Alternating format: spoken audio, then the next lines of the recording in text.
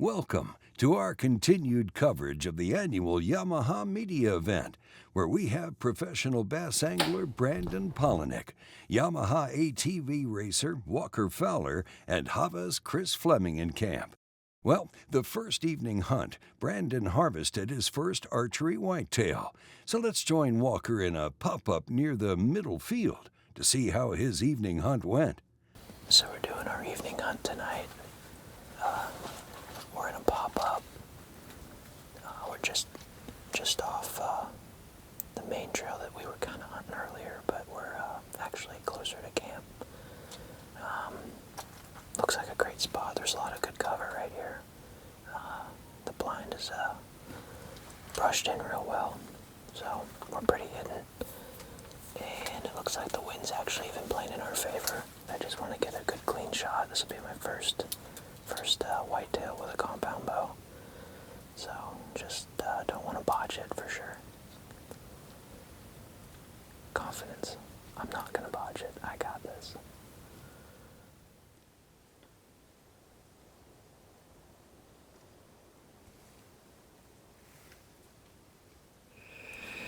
Started out a couple of does and some younger bucks, and then we actually had technically a shooter, 8-point come in probably 90 minutes ago or so, maybe a little longer than that, but we'd take them tomorrow. But there's some bigger bucks on camera at this spot, so we were really hoping one of those boys would walk out, and unfortunately they didn't. It's a bummer for sure. I thought we had a really good spot. Had, like I said, I thought we had some good shooting lanes and had some opportunities for sure. Something was going to come in, but not tonight. Let's check in with Chris and see if he had any luck on his first evening sit. Evening, day one, went out there, everything felt promising. Get out in the field and there's does all over within the first hour, a couple of small bucks, and we're just waiting for that big guy to come out, and nothing for that end, and lost daylight. Morning, day two, plenty of deer out. All signs are pointing to something big coming soon.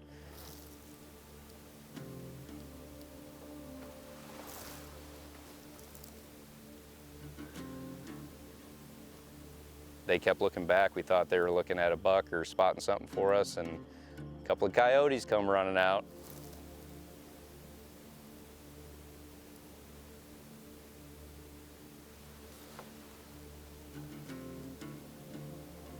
It was really hard for me not to want to take down that predator while we were in the stand, but we did have enough light to maybe have something else come in, so we just let the dogs come in and then out.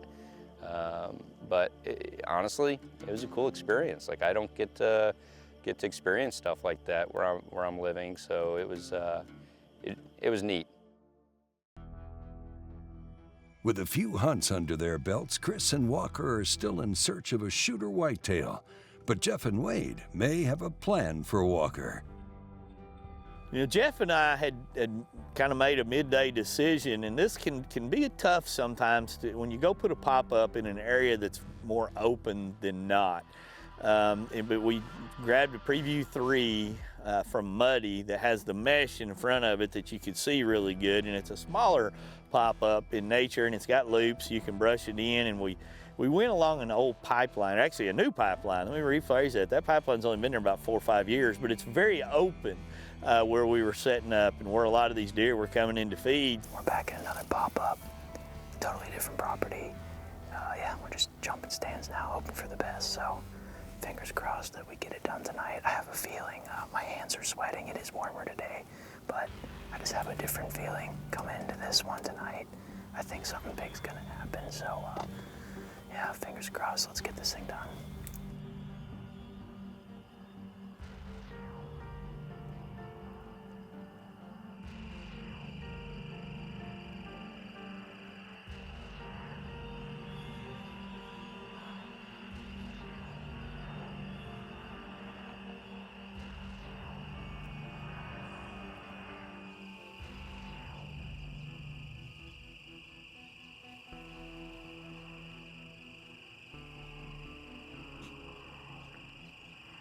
That evening, Walker had 2 shooters come in, but just as safe light was dwindling, so they decided to head back to that same stand in the morning. They saw some shooter bucks, but by the time safe shooting light came into effect, they got spooked and they left. Alrighty guys, we're in another different pop-up. We're kind of just jumping around trying to find a mature buck in daylight hours. The stand that we hunted last night and this morning, it's fairly open, and man, they just came out when it was entirely too dark, literally as the sun went down. We had 2 good shooters yesterday, as you guys saw, and then this morning they came out long before the sun came up, and basically when it was finally legal shooting light, they were spooked and they took off and we never saw them again. So we're in this bigger pop-up. We are deep into this property. It was a long ride out here, but we eased in. This is a real thick area, so we're just trying to get closer to where they're bedding. We're trying to, like I said, get them during a little extra daylight hours and get them maybe where they're a little bit more comfortable. That open field didn't have any cover for them, and obviously they're smarter than that. So, not that we're ever going to outsmart them, but I think we have ourselves a really dandy spot here.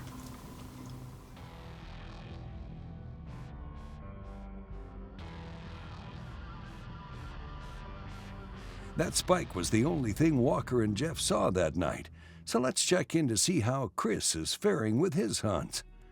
You know, from the jackhammers to the coyotes to the deer just really not moving, being nocturnal, Chris's hunt was a pretty good challenge. And I was starting to really doubt myself, you know, on when we would talk strategy, Michael and I would. And I knew Michael had tons of confidence every time we put him out because he knows what lives on all the stands. But, well, we were coming up zeros. I don't know if it's because I'm older, more mature. I'm certainly not too mature, I know that, but morale wasn't down. I was discouraged a couple of times. But, you know, after the injuries that I went through, after the folks that I get to experience life with through HAVA, life's good. So if you go out there and you don't get that opportunity for that big buck or that trophy that you're looking for, or, you know, your last cast doesn't pull in that fish that you're after, you still get to jump in the truck and go home to your family. You still get to go see your buddies. So discouraged, yes. Morale was never low though. Like it just, couldn't complain a bit, even if that last harvest didn't go like it should have. When we return, things finally turn around for Chris and Walker. It's time for us to join Chris on his last hunt, and his time at the Yamaha Media event is coming to a close. We got an opportunity to do another evening hunt, so we're gonna go out and see what we can come up with. We're going back to where the jackhammer messed us up on that first day. Cams have shown really good opportunity there in the evening, so we're gonna go see what we can get it done. We don't like easy. Our team wants it as hard as possible, and we can let the other guys have easy, but we like it hard, so we're gonna go hard till the end here.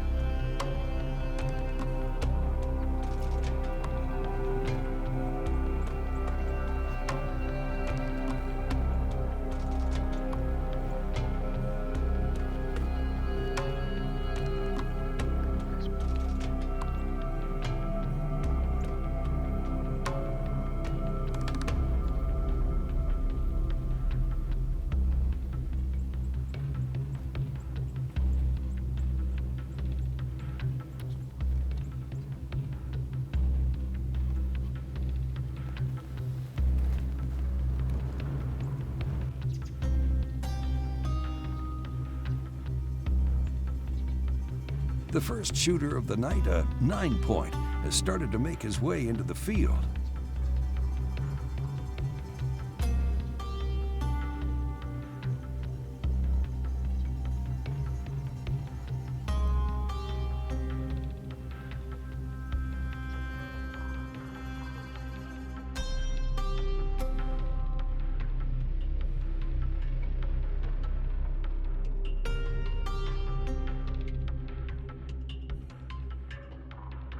Not long after that, another shooter has entered the fray.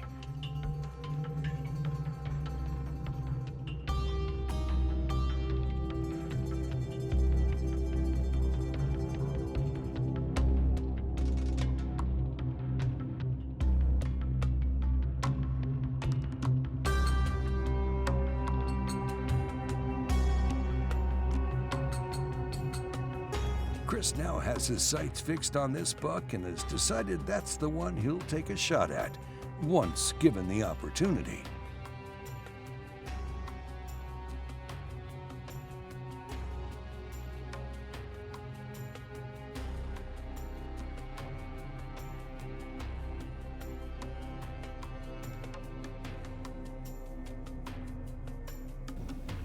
I'm on. Okay, I'm good.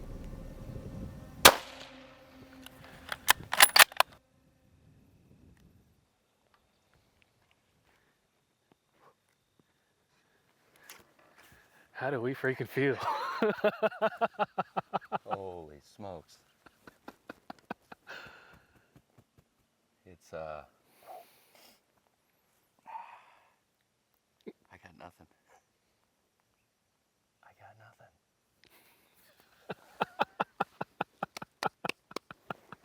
Oh my God. I mean, this is my first real buck. I mean, this is, yeah, there's nothing to describe that. Let's go take a walk.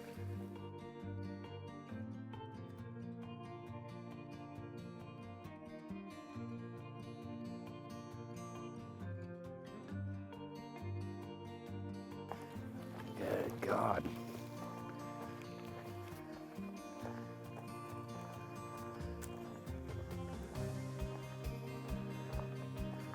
Wow.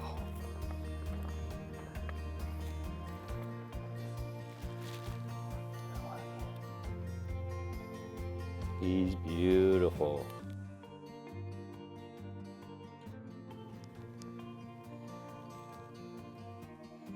My relationship with Yamaha started in 2011 when I started working with HAVA. From that moment, they've always been generous, gracious, and willing to help the veteran community.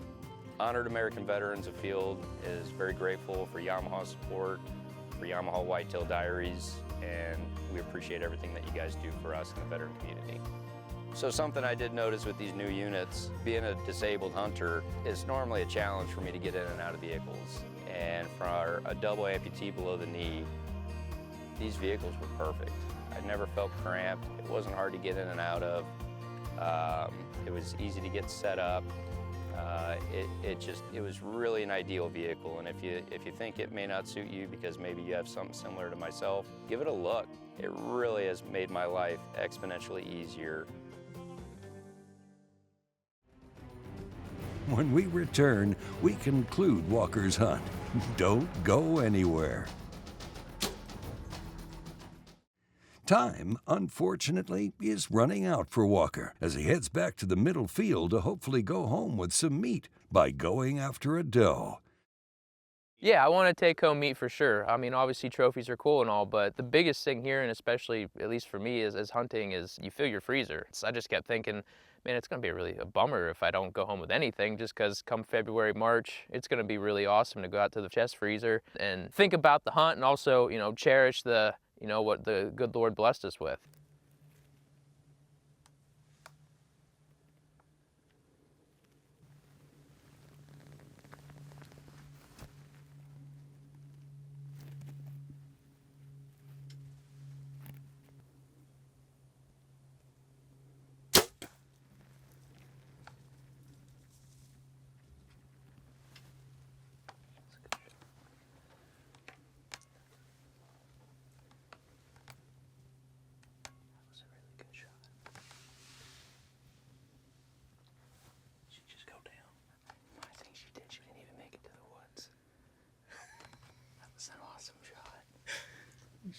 I was so proud of that shot. Oh gosh. So we kind of ducked our heads out the window to see if she's actually laying in the middle of the field like we thought, and she is. So we know she's done. She's not going anywhere, so we're gonna go check it out.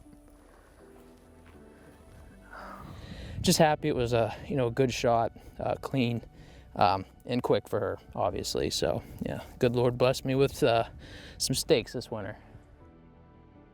Super excited. Really, that was my nerve thing, was if it's not a clean kill and we gotta go try to find this thing. And I don't like walking through this scrub out here because there's rattlesnakes and hogs, and just the odds of losing it. They're camouflaged so well that, blood or not, it's hard to find them. So I got a great kill, was super happy about that. With a doe in the freezer, Walker still had one opportunity left to get himself his first whitetail buck with his bow. We had some weird weather move in, and we're just trying to figure them out. There's no pattern right now. It's literally pull it out of a hat. Is it going to happen or not? We tried our best to pick a few spots that we were confident we would hopefully see something. Confident, hopefully. Words that don't usually go together. We get in there, probably 30 minutes before sunset, some does start coming in. I'm like, that's good. A couple fawns come in, a bunch of does come in. I'm like, cool, at least if there's a buck around, he can see that this must be a comfortable spot. Sure enough, I just see he's got this really goofy left side antler, and I see that out of the corner of my eye. I'm just like, oh my gosh, maybe there is maybe this is gonna happen.